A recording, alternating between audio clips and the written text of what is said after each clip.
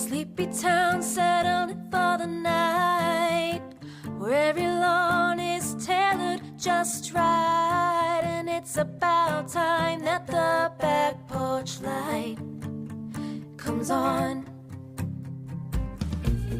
At that house down the street, at that house on Magnolia Street. Where are you? I'm so sorry. He's like cleaning himself, and I have like dried roses right behind him, so you just hear. Leaf has the grossest like self-cleaning soundtrack. It's like Ew. it's disgusting. That's gross. Could you not? You like my super pink tumbler? I want the black one that has like that crisscross. They're cool. Yeah. They're really it's cool. Like the only way I've been drinking a lot of water, because it's so much easier to just like be like this on the couch zoning out. Pretty and pink. Because I don't like, you know what exhausts me? The literal act of like going like this with water every 2 fucking seconds, like Avi does. And like, he's a fucking camel. I don't know how he does it. He has that big like torpedo like water bottle that if you hit it, it goes boom, boom. Yeah, and ringing an Easter mass with that thing. He chugs from it, and it's the most disgusting sound because it's like I'm like, that's so gross. Stop. So I'm just like all sitting over here pretty and pink, just sipping from my straw like this. Not making any sounds to gross people out. I'm a very loud chugger. Yeah, I have to have one with the lid because I'm clumsy and spill things quite frequently. But my boss gifted me he was like, I don't want this. Do you want this? And it was a gray and teal Stanley cup with the handle and the straw. I was like, boss, these are pretty cool right now. You sure don't want this? He's 70 something years old. He's like, no, I don't want that.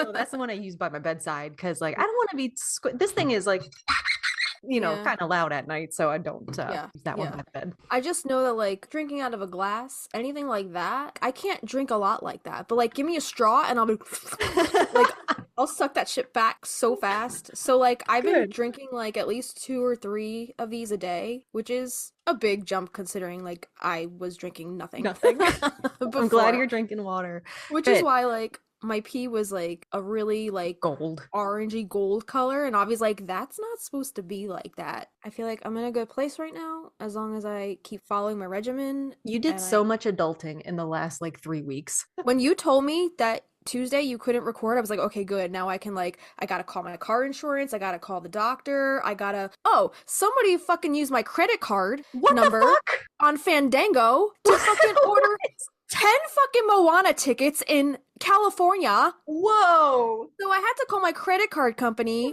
cancel that shit. Yeah, on top of everything else, now I have to deal with fraud. It's just been a hot fucking mess over here, Christina. I can't even anymore. Wow. And now my brother's fucking fled the fucking fires. He's on and it's just God. One thing after another. Who has their bingo card all filled out already? I have no words. I'm just gonna stay home this year. I don't even want to go out there. What do you want to go out there? Come here. Come away from all the things. Get away from the city. Oh my God. And these drones. Our pets' heads. Our pets' heads are falling off. Literally. It's fucking hot mess. All right. Bye. Okay. Alrighty. Hey, witch, hey. Hey, witch, hey. I'm Justina. I'm Christina. Welcome to Magnolia Street, your one and only musically inspired practical magic fan podcast. Every week, we deep dive on different aspects of the movie and the books, as well as treat your ears to our very own practical magic inspired music. Yeah. Last week, you guys heard our most recent song-a-so number 11, Circle of Brooms, where we talked all about sisterhoods and singing circles and Sally's need for her community. Such a good song. We had a lot of good feedback on that song. We did. Yeah. And this week, our topic, we are going to be chatting about the star. This one was on our list for a long time, and you had put it on there specifically relating to Gary's star and Sally's wish that his favorite shape would be a star, etc. And humanity's fascination with the stars above is perhaps the longest gripping one we've ever had in our existence. The night sky's sparkling drape has protected our ancestors from the dark and given hope during humanity's most turbulent historical periods. Art, religion, science, spirituality, and every aspect of our existence on this little blue planet are tightly intertwined with the stars. the oldest depictions of stars on the walls of caves dating back 15,000 years ago. And what this tells us is that the moment people learned skills, the first thing they did was carve the night sky on the walls for future generations to see. I guess we're just gonna dive right into the film. Yeah, there are mentions in the books, and the ones that like stick out to me are when the girls in Practical Magic, Sally and Jillian, are young. They would go onto the roof of Magnolia Street and try to spot the first star of the season. And Jillian would always be the excited one, and then Sally, the more mental one, would always point out that, you know, it's just that star is already dead. You know, they would try to spot the shooting star, and Sally is always like the Debbie Downer, basically, like saying it's not even alive anymore, Jillian. That That's the checks. part I remember. Yeah. Dude, you know how out of the loop I am with this whole podcast thing? Because, like, the Circle of Brooms episode was the first episode we've recorded since that sister. Divine. I was going to say the divine sister of the Yaya traveling pants. Good movies.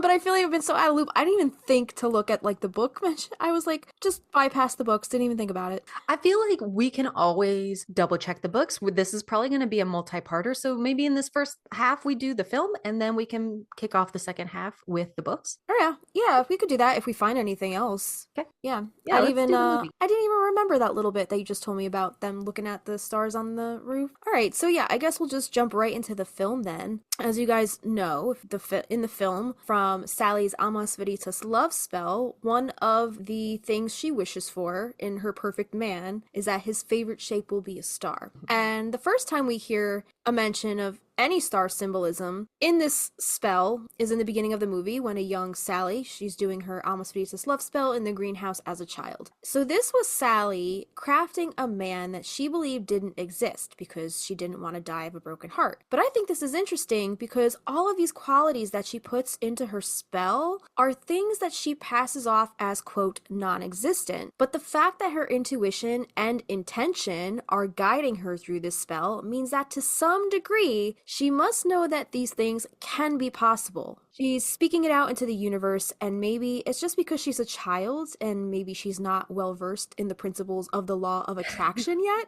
Right. I don't know. But maybe it's not a conversation that the aunt sat her down and had with her yet at this point. But I don't know. I'd like to believe otherwise because at this point in Sally's life, this is what actually is using and even excelling in her magic. If we remember that scene where she's blowing the candle flame backwards and that brownie sauce is all over her face, Yeah, and she peaked the aunts, the scene. yeah, the aunts are praising her in that scene that she was born with the gift. So I don't know. I would like to think that if Sally is being praised for her magical abilities, some principles, laws, and rules were probably some of the first lessons she would have learned from the aunts. Some of the law of attraction rules being one of those rules. Unfortunately, those are conversations and lessons between the aunts and Sally and the girl and Jillian that we'll probably never know. But I just thought that was an interesting bit to ponder. So if Sally had learned anything about the law of attraction, then she should have known that by crafting a man that, quote, didn't exist, and that by putting that out into the universe, then she actually crafted a man that actually did exist. Does that make sense? It does. I have a question. So at this point, she's seen Irene do her whole love dove thing and doesn't really want anything to do with magic.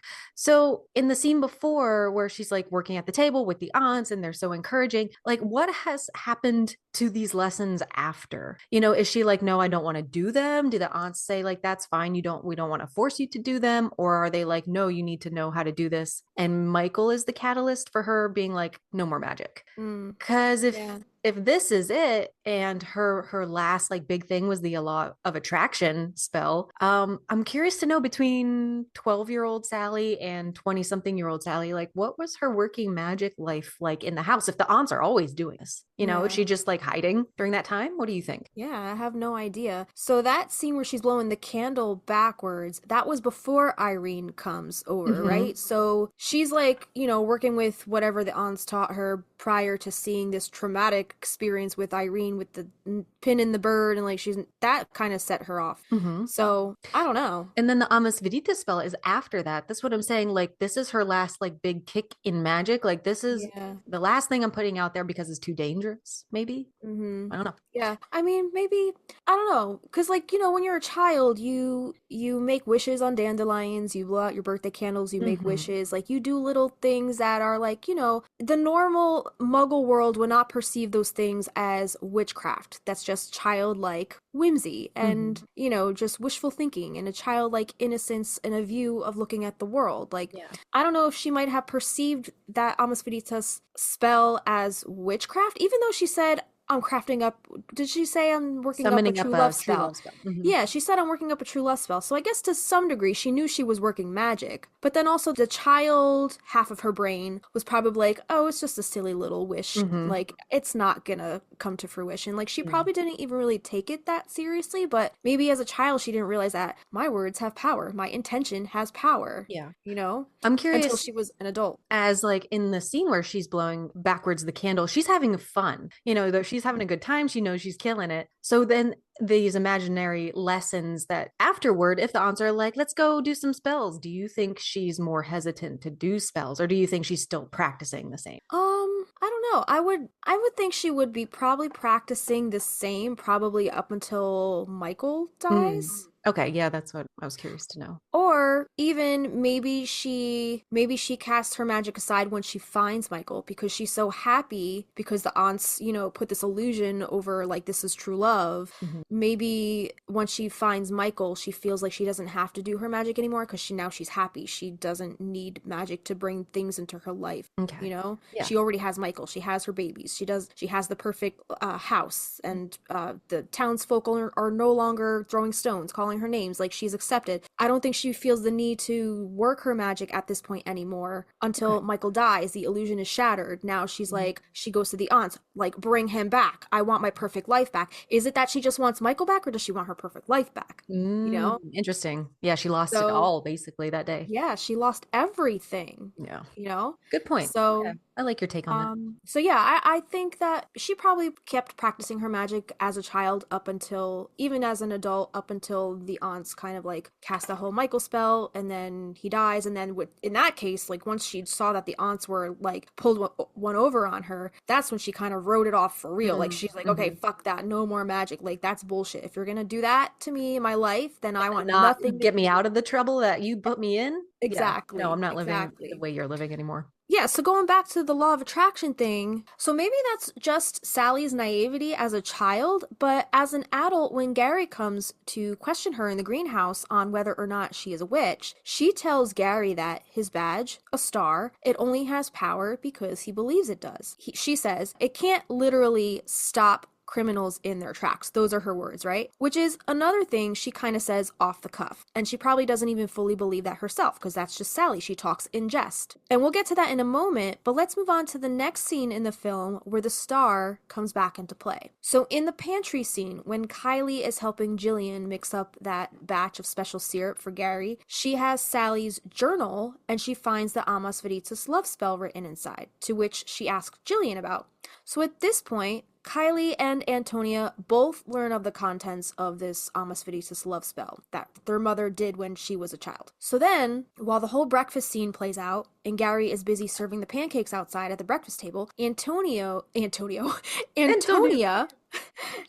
reaches into Gary's pocket that's sitting on the chair. Gary's not wearing his jacket. He's serving pancakes. So Antonia reaches over into his pocket, pulls out the badge, and shows Kylie. And Kylie whispers back in excitement when she realizes it's a star, and that was part of their mom's love spell. So these little girls are putting it all together now, after seeing Gary flip the pancakes and asking him if he could ride a pony backwards, to which he responds, backwards, forwards, you name it, right? So that, in turn, propels them to get rid of the syrup, because they're like, oh my god, this is the guy that our mom wished for. We can't send him away. So then lastly, let's look at the scene after Sally goes to give Gary her testimony. She hears her daughter's cries. She's walking home from Gary's B&B, right? And she hears her daughter's cries coming from the Owens house, and she gets back and sees her sister in full-on Linda Blair mode with Jimmy's spirit. Well, now it's more of what's her name from Nosferatu? Yes. Ellen, what was her name? Ellen. Yeah. So Gary not only hears Sally's call a mile away, which is also one of the things in the spell she wishes for, but he comes in slinging that, well, he doesn't sling that star badge. He comes in slinging the gun after all of that talisman talk that Sally had with him earlier that day. And whether he's conscious of it or not, I think that conversation has an impact on him. So let's analyze that scene a little bit. So when Gary gets up to the attic, he comes up there, guns a-blazing, and now a gun should be enough to stop any criminal in their tracks, right? Yeah. When a cop yells, freeze or I'll shoot. That's like the ultimate, like, okay, put your hands up, you're done. But this doesn't work on Jimmy. Jimmy is of the spirit world, and a gun can only work on something on the physical plane. At that moment where Jimmy and Gary have that Western style standoff, Jimmy tries to put his hand through Gary, but instead comes into contact with Gary's star badge. Now, this moment really opens Gary's eyes to what Sally was talking about earlier, because the badge literally sizzles Jimmy's hand. And it most definitely wasn't the physicality of the badge itself, but perhaps the symbolism of the star and the power that the badge holds itself, which is exactly what Sally was referring to when she was telling him about the power that his talisman holds in the greenhouse conversation earlier. Did you and I talk about the branding in another episode? That it's funny that Jimmy talks about Russells and branding, and We then might he's have. the one to get branded later That's on right. in the film. Yeah. Good point. Yes, absolutely. Yeah. So I think that the badge is more of like spiritual symbolism for like a talisman is like a more spiritual protection, right? Not so much a physical protection like the gun would be for a criminal in the world of the flesh, not a spirit world, right? Yeah. But the badge actually did stop a criminal in his tracks in that moment. Yes, it did. Yeah, he Right? looks down at the badge like, and then picks it up. He says, "Here we go." Do you think he was like, "This is my Hail Mary right now"? Yeah. Yeah. Yeah, because he saw that his badge when he pulled, he was like, "What the fuck?" Sizzled his hand like that, and he pulls out the badge. He's like, "Oh shit!" Yeah. He's right. It can work magic. I don't know what I did, but I guess here you go, Jimmy. Go fuck off. Go burst into stardust for now. So I just like to point out that Sally is really good at speaking in jest, right? Because we think she's being figurative, but her figurative language always somehow pans out to be literal. Like, if remember we were talking about the whole rooftop jump scene, and she's like, "Oh, you should come around on Halloween. You should really see something. We all jump off the roof and fly. We kill our husbands too." And like he asks if they're hiding James L. Angelo, right? And she's like, "Not in this house." And like he wasn't in the house, but like they are hiding him. But she's not being literal, Right? So she's not lying either. she's not lying either. So I just think it's like interesting how she's so like figurative with her language, but there's always some truth to what she's saying because she also can't lie to him, right? Right. Exactly. Right, because it's the true love spell. Her figurative language always somehow pans out to be literal. So she tells Gary earlier that his badge, quote, can't stop criminal in their tracks. It has power because he believes it does. But in that very attic scene where Gary was forced to either take a loss or put these principles of magic into actual practice, he chooses the latter after seeing the badge sizzle Jimmy's hand, and he holds it up to Jimmy, turning him into ghost dust temporarily anyway. So if we think about it, the star badge in that moment quite literally stopped a criminal in his tracks. In this moment, I think Gary became a believer in magic, and Sally was reminded of hers. Because, right, even she saw it and was like, "Whoa, what the fuck?" She's like gripping her chest like, "Oh my God." Yeah, like she was like, "I literally just told him that badge couldn't stop a criminal in his tracks, but holy shit, here we are." I know. So it was in this moment, I think, that she started putting it all together, that he is in fact the man that she wished for in her true love spell, because she addresses that childhood spell in the very next scene, right? When they're standing underneath the arbor, and like she's like, "I'll tell you how I did it. I'll tell you where he buried him. I'll tell you." And then and then she lays out the whole thing. She's like, "When I was little, I worked a true love spell, and I wished for qualities in a man that didn't exist." And then she tells everything. She just lays it all out for him. And Isn't yeah, it? I don't know how often you've been in the situation situation where you've unconsciously spoken something into creation or being, and it's scary. So at the point from when she wishes for Gary to the point where she sees that Jimmy has been expelled by this previous talk basically about the star having power, how many times does something have to happen before you're like, oh my god, I gotta be careful what I say? Like, she sees how powerful she is in that moment, I think. Yeah, I think that was the moment It's that very literally subtle. turned it all around for her, right? Like, she saw firsthand like what she said come into play, and then she was like, "Oh shit, this is the guy. I have to tell him everything." And then Yeah. she really couldn't lie to him. She was like, "All right, well, if this is the guy, I really got to tell him why he's here, because he doesn't even Word know why vomited he's here. everywhere. He's here because I sent for his ass, right?" Yeah. Yeah. Yeah. She felt she So could trust him right away. yeah, yeah. Even though he was a man of the law and she's a criminal, like, she knew that something, like, he was going to protect her, even though, like, Yeah. realistically, he should have thrown her ass in jail. Right? Did we go over this in the Gary episode? Y'all We check might that have. episode out. It was pretty dang Yeah. good. Yeah. Yeah.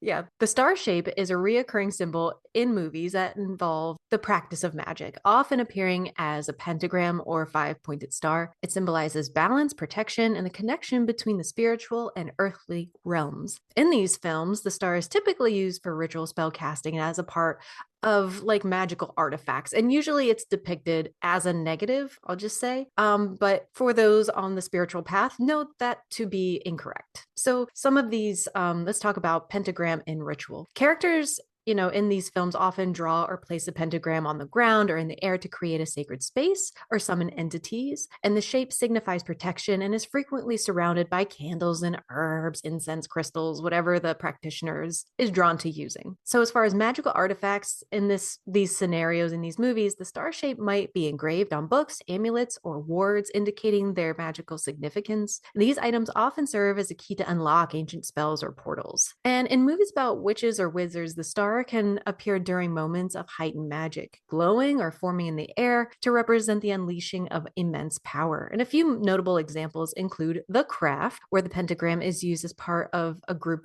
ritual, or, of course, in Practical Magic, where the magical symbol, like the star, connects the witches to their craft, to Gary, to each other. The star's appearance often underscores themes of unity, focus, and a blend of magical energies. I just think I never really thought of it before, like the juxtaposition between a movie like The Craft and Practical Magic. Like, growing up with The Craft, like, it was always like pentagram, like, this is witchcraft, right? Yes. And it was always like so scary, not scary, but like still off-putting. Like, even though I was into that stuff, it was still off-putting for me to wear that around, right? Of course, yeah, Because absolutely. people think you're like a Satanist, even though that's not even what a Satanist is. Right. But like, people automatically assume or like connect you with like those darker energies, or like you're doing dark, the devil's work or whatever. Demons. Yeah, so I was always very like put off by wearing a pentacle or a pentagram outright. But I think it's so interesting how Practical Magic kind of introduced the shape of a star, which is basically the witch's symbol.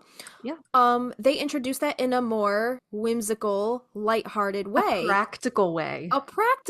Right? Yeah. I love it. I never even thought of that. Like, I never even thought that the pentagram in the form of the shape of a star showed up in that movie at all, but it does in the form of Gary's badge. Right. Never even put that together, that maybe the writers were trying to, use that star to symbolize an actual pentacle or pentagram, because that is the witch's symbol. And in the books, he doesn't pull out a badge to show them at all. No. And I don't even think, is there mention at all of a true love spell in the book? I don't think there is. No, the Amas Veritas, that doesn't exist in the books. Yeah, so I think that was a really clever way of putting this very sacred shape into this very practical movie that's trying to, give witches a different view for people. And we're going to get into the different pointed stars, because typically a sheriff's badge isn't five-pointed. So if that was an intentional decision on the movie maker's part. Wait, so the badge in the film, that's not a five-pointed star? The one in the film that's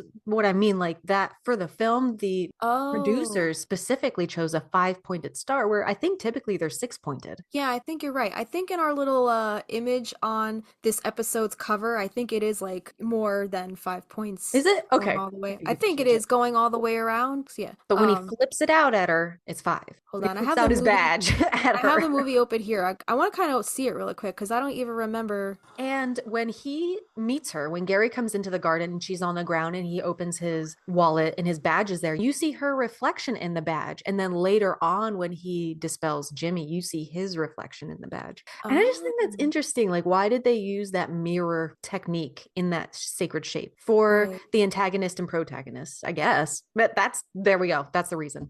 Interesting. There we go. That's the reason. Yeah. So I just looked. Yeah, it is 5 points. So that is interesting that they would use the 5 points maybe to correspond more closely with that of the witch's star, the Yeah. witch's shape. Yeah. Earth, air, fire, water, and spirit is the point at the top. Yep. Right? Yeah. Interesting. Okay. So in practical magic, the star shape subtly weaves its way into the narrative through the sheriff's badge worn by Gary Hallet, a symbol of his authority and unexpectedly his role in magic. So when Sally Owens tells Gary that his badge is his talisman, she plants the idea that belief imbues objects with power. Though skeptical, Gary dismisses the notion of magic affecting his life. However, this changes in a pivotal scene when the spirit of Jimmy Angela possesses Jillian Owens. So this is basically reading what we already just talked about. As the tension crescendos, Gary confronts the supernatural forces at play. In a moment of instinct and belief, he wields his badge, a 5-pointed star, to banish Jimmy's spirit, transforming the malevolent energy into dust. This act illustrates the deeper theme of practical magic, belief. Even in something as seemingly mundane as a badge, it can be a powerful force when combined with intention and courage. The star shape on Gary's badge becomes more than a symbol of law and order. It becomes a manifestation of his belief and connection to the magic that surrounds the Owens family. This scene highlights how even those skeptical of magic can harness its power when they open themselves to the possibilities of faith and intention. So I asked ChatGPT, I was like, does Gary's new belief in his star talisman now make him a witch? Okay. So this is what ChatGPT said. So Gary's newfound belief in his star talisman does not necessarily make him a witch in the traditional sense, but it aligns him with the magical principles that the Owens family lives by. In practical magic, magic is often portrayed as a natural force tied to belief, intention, and emotional energy. By embracing the power of his badge as a talisman, Gary taps into this magical framework, showing that magic isn't exclusive to witches. It's accessible to anyone with the willingness to believe and act with intention. Oh, I love that. I want to highlight Yeah. that. Hang on. That's great. Absolutely. Gary's moment with the badge demonstrates that magic can manifest through symbols and objects when faith and purpose are applied. When he doesn't practice witchcraft or perform spells like the Owens sisters, his ability to banish Jimmy Angela's spirit suggests that belief and courage can make anyone a conduit for magic. In essence, Gary doesn't become a witch, but he becomes an active participant in the magical world, transcending his roles as a skeptic and lawman to align with the themes of love, belief, and the unseen forces that govern the film's narrative. So yeah, I wanted to talk about the star card of the tarot really quick. So in the film Practical Magic, Sally shuns her own magic, but then uses it to try to resurrect Jimmy from the dead. Even after the aunts warning her about the resurrection spell after her husband Michael dies, the aunts warn her that if the spell is done, the dead would come back as something dark and unnatural. This is then what happens with Jimmy Angela when they try to bring him back from the dead. So I asked ChatGPT to write me a little summary about how the situation could be compared to the symbology of the star card in the major arcana of the tarot. Symbolism, darling. Symbolism. Didn't you just watch Boondock Saints? Yes, I did. Which by the way, Willem Dafoe is also in Nosferatu.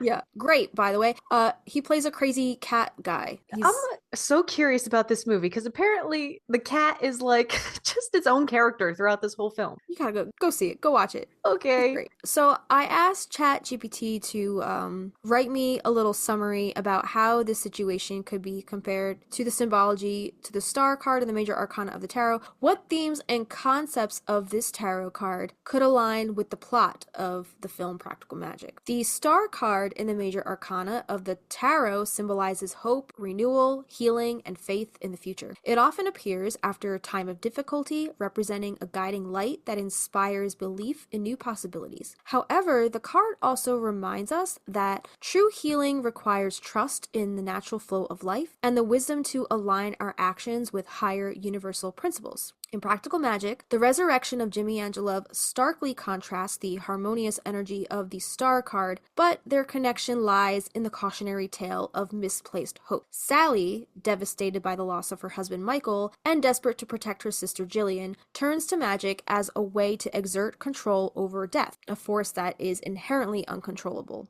and inevitable, right? The resurrection spell reflects a loss of faith in life's natural cycles and a longing to bypass grief through supernatural intervention. In tarot terms, this action represents an imbalance, while the star card offers renewal. Sally's actions attempt to force it unnaturally. The darker consequences of the resurrection spell align with the shadow side of the star card's energy: misplaced hope, false expectations, and the dangers of seeking healing or solutions in ways that defy natural order. When Jimmy returns, he embodies this distortion: unnatural, malevolent, and consuming. It isn't until Sally and Jillian confront their grief, guilt, and love together that true healing occurs, bringing them closer to the positive, restorative themes of the star. Ultimately, the story aligns with the star card's reminder that renewal and hope must be rooted in trust, patience, and the acceptance of life's rhythms, not in attempts to control or manipulate them. Sally's journey reflects the transition from despair and denial to faith in herself, her family, and the inherent magic of life.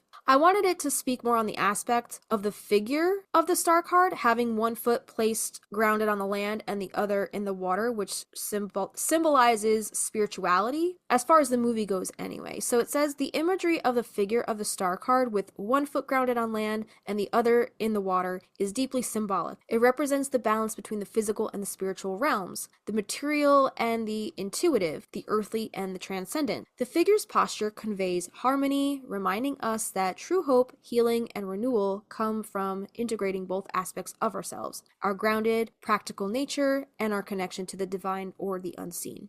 In the context of practical magic, this duality is mirrored in Sally's struggle and eventual growth. Initially, Sally tries to separate herself from her magical heritage, spirituality which is represented by water, and focus solely on leading a grounded, quote, normal life, which is represented by the foot on the land, as far as the star card goes, right? Her decision to shun magic after Michael's death symbolizes her attempt to remain firmly rooted in the physical, denying the part of herself that is deeply connected to the spiritual. When Sally performs the resurrection spell, she acts without the balance symbolized by the star. She steps fully into the realm of magic, attempting to control forces beyond her understanding. This imbalance creates chaos, as seen in Jimmy Angelov's unnatural return. It is only when Sally reconnects with both sides of herself, embracing her magic while remaining grounded in her love for her family and her community, that she finds healing and harmony.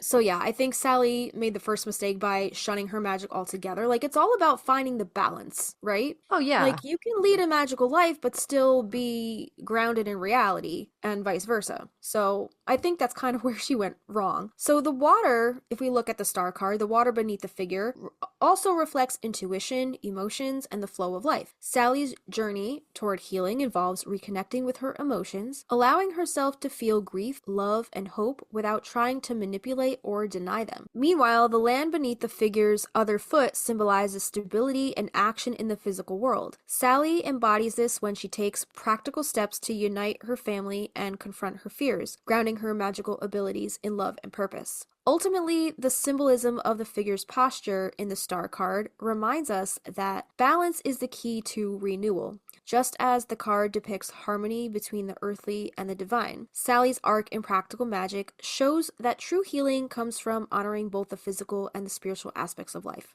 Another powerful aspect of the star card is the figure's act of pouring water, one stream onto the land and the other into the water itself. This gesture symbolizes the continuous flow of energy between the inner and outer worlds, the conscious and the unconscious, and the process of nourishing both the self and the environment. It's a reminder that healing and renewal aren't isolated acts, but an ongoing exchange between what we give and what we receive, grounded in harmony and intention. In practical magic, this symbolism resonates through Sally's journey. At the beginning of the film, Sally is reluctant to embrace her magic, fearing the family curse that brings heartbreak to those the Owens women love. Her refusal to share her gifts with the world mirrors the imbalance of withholding energy.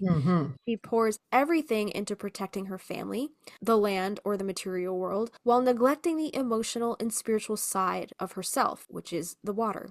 This creates a block in her life, preventing her from fully healing after Michael's death and keeping her from fully connecting with her own magic. The moment Sally and her sister Jillian perform the resurrection spell can also be seen as an attempt to redirect the natural flow symbolized in the star card. Instead of allowing emotions like grief, loss, and fear to flow naturally, they try to divert them, bringing Jimmy back as a way to fix their immediate problems. This distortion disrupts the balance, leading to chaos and darkness, much like a misaligned energy flow, which the aunts warn them about, because the aunts are pretty much experts, right, at this point in their life. Like, they know all of this, and they warned her, and they know that it's all about the balance. And you can't. They have a much firmer grasp on the concept, even though they don't always make right choices. Right. They're living their life totally unique, totally true to themselves. Yeah. Sure. They know that you can't disturb that balance. I wanted to comment because it does seem like she's not in touch with her watery side, but throughout the whole movie, we keep seeing the motif of the moon, and the moon is so connected to water.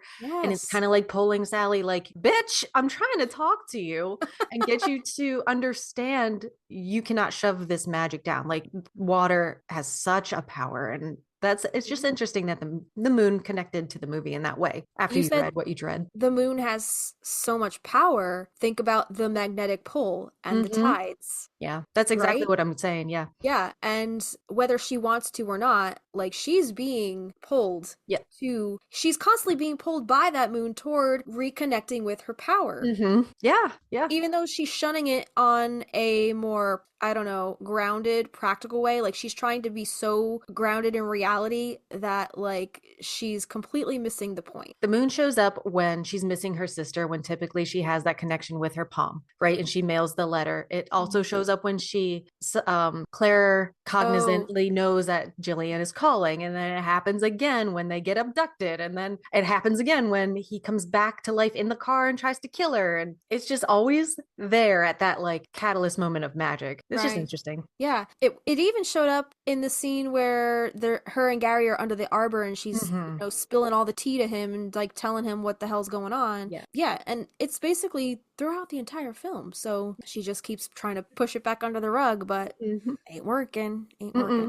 So the resolution of the story, however, it brings Sally closer to embodying the harmony of the star. When she accepts her magical heritage and leads the Owens women in a ritual to banish Jimmy's spirit, she finally allows the energy to flow freely and authentically. The act of summoning the townswomen to join in the ritual also mirrors the star card's message of community and interconnectedness, right? Think of, like, the stars in the galaxy. Like, they're all connected. We're all connected. Yeah. Sally no longer isolates herself, but instead participates in the greater flow of love and support around her. This climactic moment heals not only her immediate problem, but also generations of pain caused by the family curse, reflecting the renewal and cleansing power of the star. And furthermore, the celestial aspect of the card, the guiding star shining brightly above, parallels the enduring theme of hope in practical magic. Despite the tragedies and hardships faced by the Owens women, the guiding star of love, magic, and unity leads them back to healing. That hope and renewal are always within reach when we align ourselves with the flow and embrace our true nature. The flow of water, the flow of energy. Yeah. It's all about the balance, right? Grounded in reality, but also, like, you are in touch with your divine and the spiritual realm. Like, it's hard. Yeah. And some people are so, like, they completely shut off that, like, quote, magical part of their brain, like, completely detached from the spiritual realm altogether. And that could even just be your imagination because, as an adult, you're so wrapped up in adult shit, and I think, like, as a nanny or as parents, like, you have to kind of bend that adult brain a lot more than you typically would on your own. Right. That's why I have you. You bend my adult brain with, like, concepts that we talk about here on the show. I think I'm a cat. You think you're a cat? Okay. Like, I think cats, I saw a TikTok recently that somebody was like, cats are aliens. You can't tell me otherwise. Like, they have the ability to just, like, brainwash you into, like, that cat, what is it? The crazy cat lady disease? It's really like toxoplasmosis or whatever. It's like a literal parasite. Oh my God. That, like, you can get from cats. Yeah. Is that like the litter scooping thing when you're pregnant you're not supposed to do? Yeah. Okay. Yeah. But crazy cat lady disease is like a literal thing. Like if you have more than 3 cats, like you are more susceptible to getting, I guess, contracting that disease. Oh God. Okay. And then that's why it's called crazy cat lady syndrome, because like the more cats you have, the more likely you are to, I guess, contract that. And the person in the video was like, cats have the ability to brainwash you into thinking that, and that's why Egyptians thought that they were their gods. Like, That's the best thing ever. yeah, so cats might be aliens and they have the ability Okay. to brainwash you. No, I was just like saying, like, I think I'm a cat because my brain is always like, when I see my cats like sitting on a couch and just like zoning out, I'm like, what realm are they in right now? Like, they're in another dimension, like the kitty dimension. I don't know Yeah. where they are. They're astral projecting somewhere, but they're always like, they're in that like in between realm, like, Mhm. you know, Yes, like I they're understand. part of the physical world, but they can see things that we can't fucking see. That's They're true. tapped in. They are so tapped in. So that's why I'm like, yeah, maybe I'm a cat, because like my brain is always in the clouds, like thinking of random shit that has nothing to do with this, that, or the other thing. Yeah, And yeah. I'm just like, hey, what about this? I want to see your chart. Did I I have tell some. you? I don't think I did. So for the longest time, I have not known Aaron's birth time. Oh, really? Fucking found it. And you know why I couldn't find it on his birth certificate is because it's 0005. And I'm like, okay, that did not stick out as like a birth time. So Yeah. he is not a triple Aries. Oh, Aries, Sagittarius. shut up. And I'm like, it makes total sense now. Like I'm reading all of his stuff. I'm like, oh my God, dude. Little flighty, little head in the clouds, la di da. Well, as a rising sign, I'll forward you the little things that totally made sense about like how he might come across when he speaks to you very blunt Uh-huh. and harsh, but he's not. That's just Aaron. Like if I want to be more like him when people are like, yeah, do you guys want to go do this or this later on in the week? I'm like, yeah, maybe we'll try to do it. He's like, no, we probably aren't going to do that. You know? And that just saves time. And I really appreciate that about him. Yeah, yeah. Yeah. Yeah, So thought that was interesting. we get a bad rap for our bluntness, but it's all in love. Yeah, I mean, no, there's not a problem with it at all. we're not intentional dicks. Like we don't just like want to ruin people's days. We just don't want to waste people's time. Exactly. Yeah, I thought that was so interesting. That is interesting. Oh my god. Oh my That's God. Sag. You said Oh, rising and Sag? his rising. This was interesting. Caitlin told me, kind of going off topic. So apparently, the sign in your seventh house represents the sign of which you're going to marry. His sign in the seventh house is a Gemini. Shut up. And she said, however, since he is my second marriage, the marriage would be my eighth house. I look at my eighth house and it's an Aries. And I'm like, what the fuck? That's so cool. Crazy. Yeah, interesting. Oh, yeah. Astrology is nuts. I wish I knew more about it. Like Me too. I'm into it. Like I believe in it. I don't have the brain capacity to do the math, I know. you know, I get 'cause- my updates from Caitlin, who gets them from, Tash astrology and all that stuff. So, yeah. and she can tell, like, if I'm getting real emotional and stressed out, she's like, Christina, it's a Cancer moon right now. Yeah, Like, this is why like- you're feeling that every single time. It never Okay. fails. Yeah, I truly do believe that, whatever's going on in the cosmos definitely has a say in like what's going on at the moment. And I mean, Damn. just look at the fucking Pluto going into Aquarius. 2025 has been off its fucking rocker already. Can we just say real quick, sending all my love to everybody out in LA. Yes. My brother had to evacuate. He's in Hollywood, and there was like 6 fucking different fires going on in like different isolated areas. Yeah. And It's the no one in joke. Sunset that just fucking happened like yesterday, right behind his apartment. He flee to Long Beach to stay with some friends. Good. So my heart goes out to everybody out there. It's crazy times right now. It is. Yeah. Yeah. We're how many days? 9 days into the 9 days year? in. 9 days in. Woof. Yeah, I'm scared for this I'm year. scared. I am. I'm staying home. Anyway, let's talk about some numerology.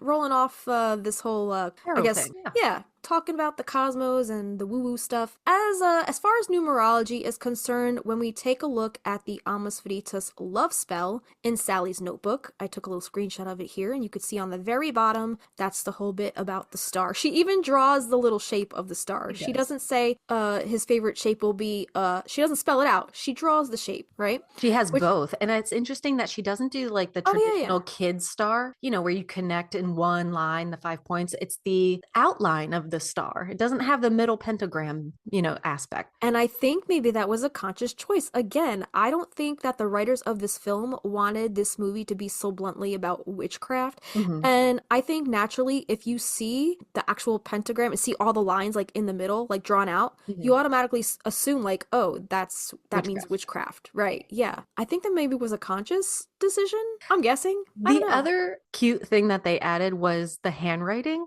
Because I know I went through a stint where I dotted my I's, I would use a whole circle. You know how it's like written and you make a little circle on the top? Girl, I still do that. And Oh sometimes my God. I even use hearts for my eyes. Ew. Yeah. Yeah, if you got a thank you card from Justina, it probably had a heart dotting the I. Yeah, Mm, I cute. feel like I've done that as long as I can remember, but And I like how she misspelled marvelously. Marvelously is crossed out, Marvelously. and here is crossed out Here, and Oh then she yeah. correctly spelled it Hear. That's Yeah. so cute. And I love how he will whistle my favorite tune and she wrote music notes. Mm-hmm. That's cute. And then there's some rose petals smushed in the next page. But yeah. So going back to the numerology thing, I was wondering because that whole bit about the star, his favorite shape being a star, it was the sixth line in this love spell. So I was like, I wonder if the number 6 had any significance or bearing pertaining to this specific request of his favorite shape being a star. So in tarot, as we just talked about, the number 6 is often associated with harmony, balance, and nurturing energy. It's a number that represents equilibrium between opposing forces, which we also just talked about the star. The tarot card, 1 foot on land, 1 foot in the water, which is like, grounded on earth versus spiritual realm, so the opposing forces, and it's also tied to themes of love, beauty, and relationships. So this says, when we look at the star, which is the 17th card in the major arcana, we can see how these energies come together. The star is typically interpreted as a card of hope, inspiration, spiritual renewal, and a sense of calm after a period of turmoil or hardship. It symbolizes guidance from the divine, purity, and clarity, often through healing and emotional restoration. Let's talk about the correlation then, since we just did the star tarot and the number 6. So Justina laid out some correlations between these two things. So let's first start with harmony and healing. The number 6, associated with balance and nurturing, resonates with the star themes of healing and restoration. After a period of hardship, represented by the tower, for example, the star offers a sense of renewal and calm. The number 6 is about bringing these back into balance, and the star facilitates this through spiritual and emotional healing. I think that's really interesting because what we were saying before, like the star kind of like is a symbol for community, and at the end of the film it comes back to the community coming to Sally's aid, right? Yeah. And that came after what? The tower moment. Jimmy and the bullshit hitting the fan. I know we want to do a tarot episode, right? Yeah. Are we gonna do the hero's journey for this movie in tarot and pull that apart? Yeah, we could. Let's do that. Yeah. Oh, all right. The second thing is guidance and support.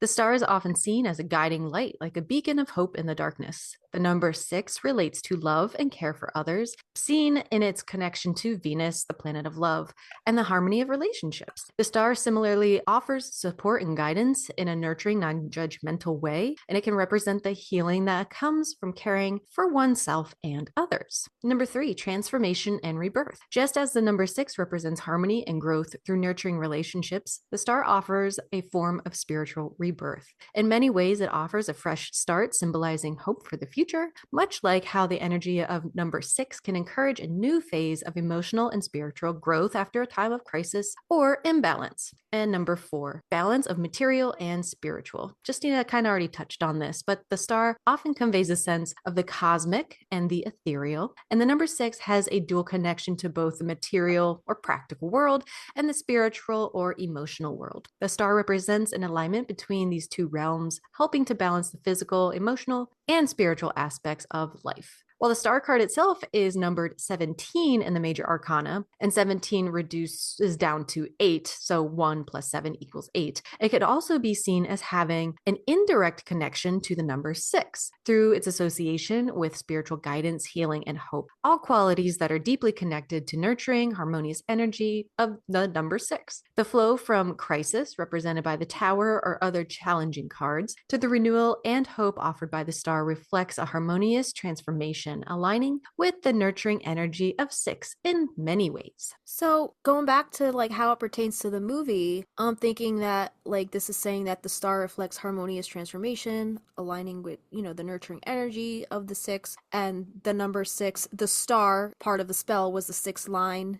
in her Amas Veritas love spell. I'm thinking that's Gary. Like that's him to a T. It's just like bringing her back to that like balance, like restoring all of the bullshit, like kind of like taking that tower card moment for her and transcending it back into peace and harmony for her. And being able and showing her, because right what we talked about before, when he realized that his badge, when he realized what she said about his badge in jest, it was actually the truth. Yeah. Like it can stop criminals in their tracks. That also made Sally realize that, oh shit, my magic is real and I need to go back to, my true self, which is my magical self, if that makes any sense. It does. I want to look up what numerology number Aiden Quinn is. Is he a 6? That would be kind of ironic. Also, if we really want to have some fun here, so let's see.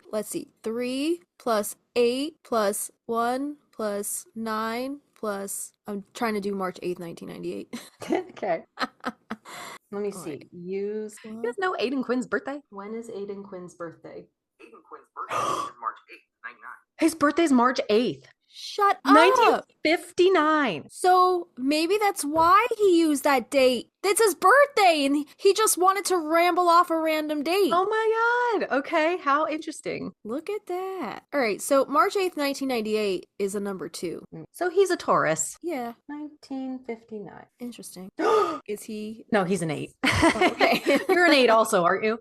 Yeah, I'm an 8. That's fun. Okay, fun stuff. Yeah, look at that. All right, so snowballing off of talking about Gary and his star badge, Gary. we're gonna give you guys a little explanation on the origin of the sheriff's badge. So sheriff's badges have a long history that goes back to medieval times, when knights would wear their coat of arms as a symbol of authority. In modern times, this image still holds, as sheriff badges are seen as a sign of authority by many. While it's a popular tale that badges at one time were thought to be a type of protection against evil, sheriff badges actually take on a far more practical application in America. Sheriff's badges are typically meant to be worn by those that are of the highest moral caliber and are essentially incorruptible, but as time has gone on, things have changed. While the meaning behind sheriff's badges hasn't changed, the regard that they once were given has indeed been altered by social perception. So why are sheriff badges cast in the shape of a star? And this one has 1, 2, 3, 4, 5, 6, 7. The Chaplin Police Department in Capitol Heights, is that Maryland? Mm-hmm. That one has 7 stars, 7 points. So this says early societies often regarded the star as a symbol of magical qualities, believed to protect against evil and bring safety to those who wore it. These beliefs were deeply rooted in ancient traditions and later continued with the spread of Christianity, where the star symbolized power and authority. In the early American colonies, the star was adopted to signify justice and authority, though there were no strict standards for those who wore it, meaning its bearers were not always of the highest moral character.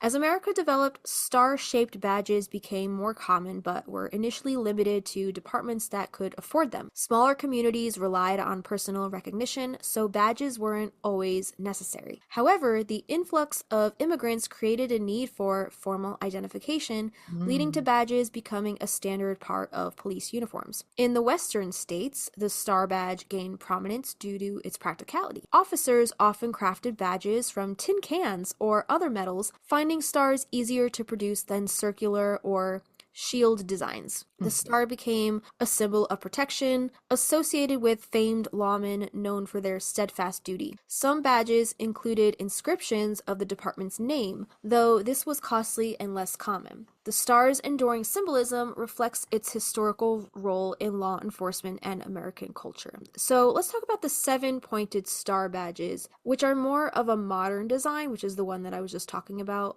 One of the examples was the Capitol Heights, Maryland Police Department badge. So in the 19th century, sheriff badges adopted religious symbolism, with the 7-point star often linked to Catholicism and the 7 seals of the Book of Revelation. While this connection is debated, the 7 7-point star has persisted as a symbol of authority and moral values within law enforcement. It continues to be used in various forms, such as badges and belt buckles, as a representation of the commitment officers carry to uphold their duties. Although a sheriff's belt buckle doesn't technically signify authority, it serves as a symbol of solidarity and dedication to law enforcement. Many still view the 7-point star as representing not just religious ideologies, but the core values expected of police officers. While 5 and 6-point star badges are also common, the 7-point star remains a significant and enduring emblem in American law enforcement, reflecting its historical and symbolic importance.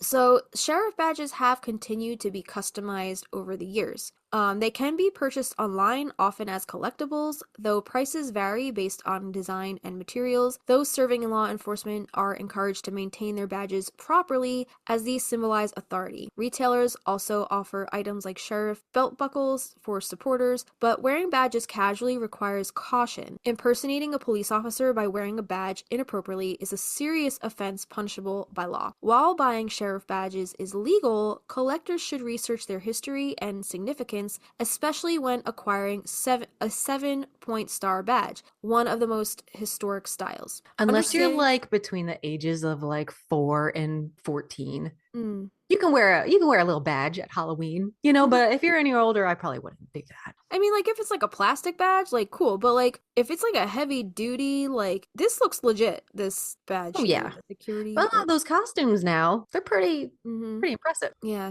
you gotta be careful. I mean, if it looks too realistic, and if you're rolling around town with your fucking, like, lights on your vehicle, Yeah. I mean, Oh, yeah. prepare to be pulled over. Yeah.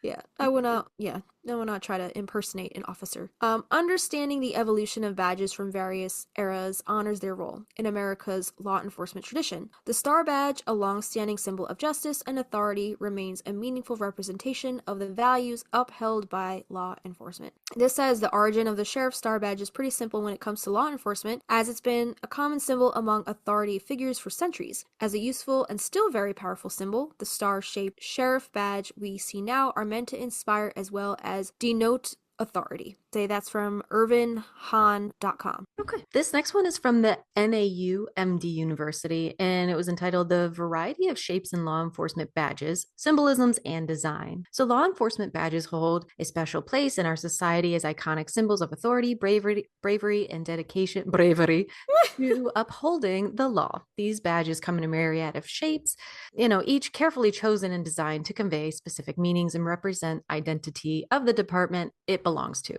So let's delve into the world of law enforcement badges and their shapes, the reasons behind their selection, and the symbolism that they carry, and the intricacies of their designs. The significance of shape and selection. Law enforcement badges exhibit a diverse range of shapes, deviating from a standard form like a circle or oval. This departure from uniformity is rooted in tradition and the desire to establish a unique identity for each department. Different law enforcement agencies, such as police departments, sheriff offices, state troopers, and federal agents, often opt for distinct badge shapes to set them apart from others visually. So some of them are as follows. So there are the circle badges. These are often seen in traditional police departments. Circle badges represent continuity, unity, and the unending commitment to law enforcement officers to protect and serve their communities. Then there's the shield-shaped badges, commonly associated with sheriff's offices. Shield-shaped badges convey protection, defense, and a profound sense of duty toward the community they serve. There are the star-shaped badges, traditionally used by state troopers or highway patrol officers or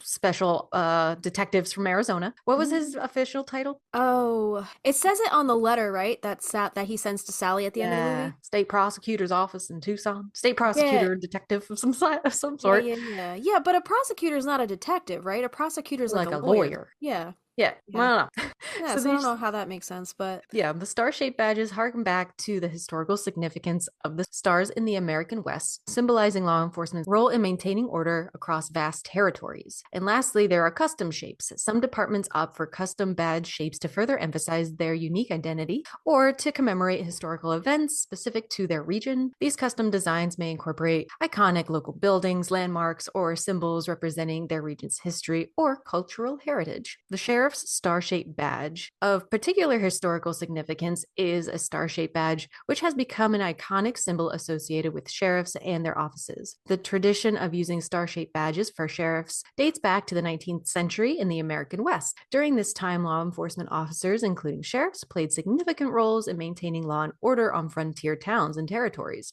That's interesting that keeps coming back with Louis L'Amour and him being from Arizona and them being out west. And then the whole standoff thing that they did in the attic was very, very like old Western film absolutely style, right? Yeah.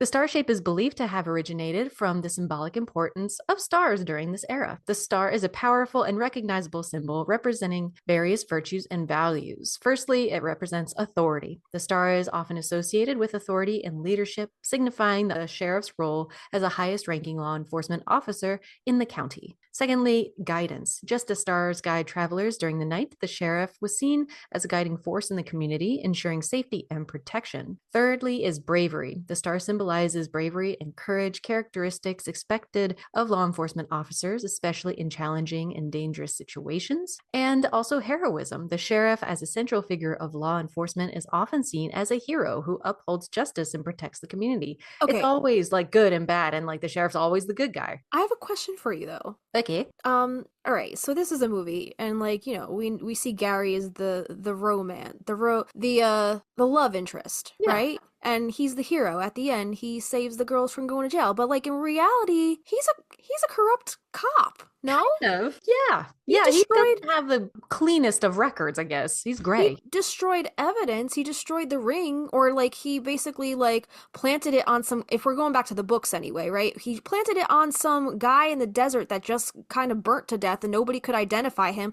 Like Right. he planted that shit so he could like get, you know, Sally and Jillian off for that crime and clear their name. Like that's corrupt, no? Do you think he continued to be a officer after that whole thing went down, or do you think he's like, I've sullied my name, I don't deserve to be an officer, and then he moved to Massachusetts? Good question. I I don't know. don't know. We'll never know. We'll We'll never know like any of the stuff that happened between the roof jump scene at the end of the film and the beginning of, was it Book of Magic, when he dies? I know. Like there's no in between storyline for Gary. We don't know what happens in between all that. We might find out this year with I hope Practical so. Magic too. We need to know. Please, writers of the film, know. include Gary's The other day, storyline. I was just picturing, like, because, like, the girls look different. And I was like, dude, like, the little ones, Evan Rachel Wood and the girl who played Antonia, everybody's aged to exactly where they're putting the movie at. And I really hope that the younger girls are in it. And I was just picturing them all moving around that kitchen again. And we're going to get all these different angles. And, like, it's just going to be Yeah. surreal. Wait a minute, but hold up. Okay, because all right, we're Hold going up. off on a tangent here, but like Book of Magic, the whole thing took place in like Essex, right? In the UK. So how much of the film is actually going to take place back at that Owens house? We don't know. Don't ruin my dream. I want to see I know, this house but again. just like, but going from what was it Denise Sanovi? She did an interview. I forget with what news outlet, but she was saying that basically, I think it was her, that they want to follow Book of Magic pretty closely. So I mean, if they are following it closely, then half of the movie doesn't even take place on Magnolia Street. It's in UK. So we will have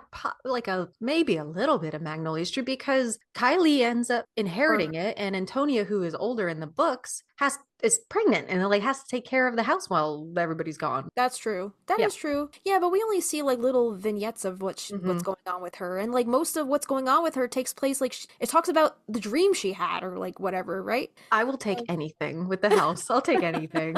I'm starved. I hope they can find some way to include it more than just like, you know. Yeah, just an exterior, like an old Yeah. shot. Yeah. Yeah. Let's keep going. So All the design consideration. So color, emblems, inscriptions, and symbols. So badge colors are often chosen based on the department's official color or to represent specific qualities such as valor, justice, or loyalty. Many badges feature emblems that represents the department's mission, such as scales that symbolize justice or torch to signify enlightenment. Some badges include mottos or inscriptions, department names, or the officer's rank to add significance to the design. And law enforcement badges may also incorporate symbols of authority like eagles, more stars, laurel wreaths, etc. There's also engravings to consider. Fine details are often engraved onto the badge to enhance its appearance and make it unique. Like in the central area of a law enforcement badge is especially important as it holds the most significance for the symbols and emblems. For sheriff's badges, this area prominently displays the star-shaped emblems reflecting the historical and symbolic importance of the design.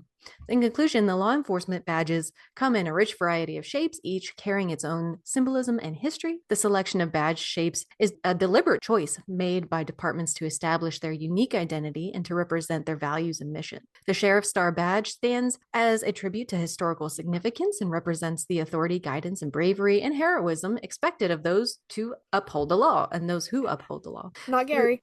Not Gary. Nope. They snatched that badge right back. Through meticulous design considerations, these badges become powerful symbols that not only represent authority, but also embody the dedication and commitment to law enforcement officers to protect and serve their communities. I think Gary thought he was doing that. He definitely thought he was doing the right thing. Yeah. He was protecting his community, kind of shrunk down to his future family. You know, your family comes first, and he had that connection with Sally, and he probably felt that right away. Like, this is my person. Yeah. To protect Well, her. witchcraft. Hashtag witchcraft. Hashtag witchcraft. I mean, she put the woo-woo spell over him. Like, of course he's going to prioritize her over the law and his career. Like, you know, so. Absolutely. Interesting. Yeah. Yeah, I'm curious to comb back through the books and see if there's more on not just the shape of a star, but like his badge in general, or like, you know, anything like that. Yeah, I do think it's interesting how they chose the star, or the sheriff's badge. He's a sheriff, and maybe that's why, because in the book, okay, I'm like He's just a private speaking investigator. I'm speaking in fragments right now. I'm trying to connect the dots here in my brain to speak them to you. You had a whole ass conversation in there. In my head, yeah. This is what I mean. So yeah, Alice in the books, you know, he's still she makes him a sheriff from Arizona, right? But she doesn't include anything about his favorite shape being a star, because the Amas Veritas spell does not exist in the books. Right. I think it's interesting how the writers of the film were able to be like, oh, Alice Hoffman gave him this occupation as a sheriff. We can use this shape of the sheriff's badge as a star to tie in hashtag witchcraft. Yeah. I just think it's interesting how they connected those dots, and then they were like, and it makes even more sense to bring in this like outlaw. Oh yeah. Yeah, they made him very cowboy-y. Yeah. Right. So I just thought that it's interesting how they made that all make sense and tied it together with this very simple, primitive symbol. Yes. It almost makes more sense. Yeah. The storyline through the movie. Book, love it for different reasons. It almost just makes more storyline with how they depicted Jimmy as this outlaw. They dressed him all in black, gave him the leather, gave him the boots, gave him the like hair, in contrast to James Hawkins in the other book, which is more like kind of trashy wife beater, you know, kind of beer drinking kind of the guy. Sudbury. Sudbury Jimmy. Yeah, exactly. Yeah, I think they hit the nail on the head, finding that little connection. Yeah, so I think that's all we have for you guys today. I think what we're going to do with this episode, since me and Christina had a lot going on the past couple weeks, so we had not really even had time to record, then you guys will be getting this episode on time, which is Friday, January 10th. And then we're going to pick back up for part 2 of The Star next Friday. So this is going to be a 2-parter because we've just been so busy with life, and 2025 has been bananas so far. Been kicking our butts a little bit. It really has been. It's been hard to get back into the swing of things after the holidays, and, you know, just life. So just life. Yeah. We'll so that means we'll have the books next time, a little bit from the books, and go over the Star in religion, which is so vast. So we didn't want to like squish it in here. So that's why you're getting a 2-parters, because there's so much. And even like reading over this morning, I was like, oh my God, I want to include this. I can't. We just can't. It might fit in elsewhere in another episode, but the stars are always giving. It's giving. It's giving constellation. It's giving constant content. Yeah, because now we have an episode for next week, because if we didn't do that, then we would have had to scramble for next week's episode. Yeah.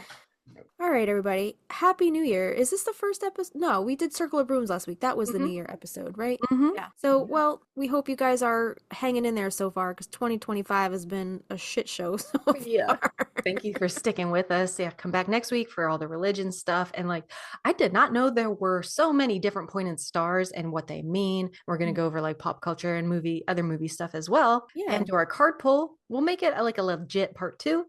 And witchcraft, right? Stars in reference to witchcraft, which is what we're talking about with all the stuff in the movie. Yes, ma'am. So that is all we have for you guys today. Just a reminder, you can check out all of the sources pertaining to today's episode via our hero page. The link is in our show notes. And thanks again to our patron and Palmiers for creating this app and keeping creators like us organized. If you guys do want to support the podcast on Patreon, you can support us for as little as $1 a month. That's our seedling tier, and that gets you access to our patron-only polls where you get to weigh in on what topics you would like us to talk about next. It also gets you our monthly calendar so you can see what topics we have coming up for the month, and it also gets you a welcome shout out on the show. Our $3 Lavender Bud tier gets you our show notes for each episode in an aesthetically pleasing PDF, our after hours posts, if there's any extra tidbits or behind the scenes info pertaining to any of our episodes. We'll post those along with a blog post or extra photos, and access to our specially curated Spotify playlists. We have created playlists for our WMSR episodes as well as Production Dream playlists for each song episode, and more. Our $5 Lilac tier gets you access to our private Facebook community where we host a monthly live stream. Plus, you'll get access to our Discord server where we host our monthly watch parties.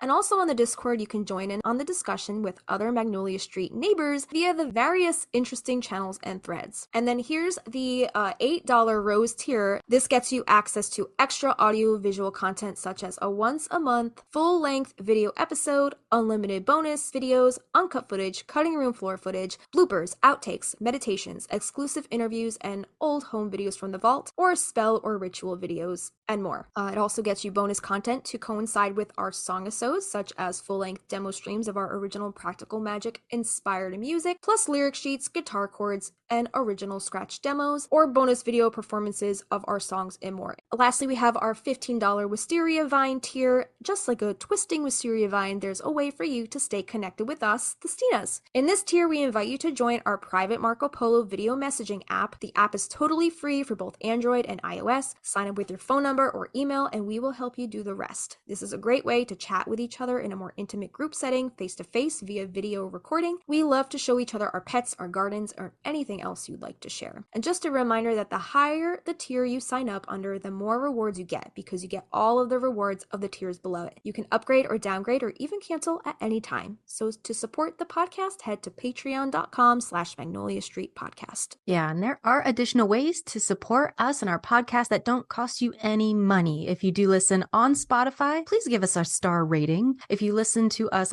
on Apple Podcasts, please give us a written review. We love sharing those on our Instagram. And if you're on Instagram, we would really appreciate any reposts or blurbs about our podcast. And make sure to tag us at Magnolia Street Podcast in your feed, posts, stories, and share us with your Practical Magic loving friends. Leave us a star rating if you enjoyed this episode, if you're listening to us on Spotify, and if you're on Apple Podcasts, please leave us a written review. I don't think we've gotten one of those in a hot minute. We could really use your help bumping us up in the algorithm. So yeah, definitely leave us some reviews. And anything else before we pick this up next week? No, ma'am. That's it. I hope you like this little like bite-sized morsel of an episode. Sure. All right, come back next week, please. Yeah, I'm Christina. Come back next week for part 2. I'm Justina, and we'll see you next time. At the